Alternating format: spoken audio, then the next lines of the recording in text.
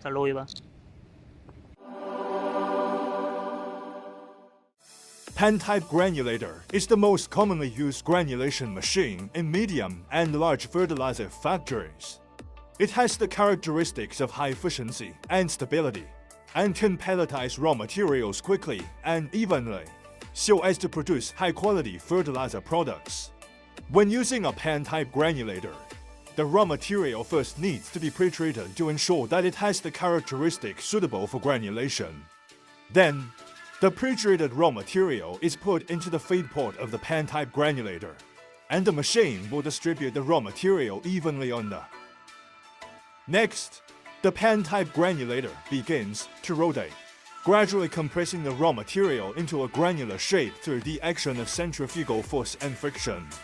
At the same time, the strength and stability of the particles can be increased by adding an appropriate amount of wetting agent or binder. In the pelletizing process, the pen-type granulator can also adjust the speed and inclination angle is needed to control the size and shape of the particles.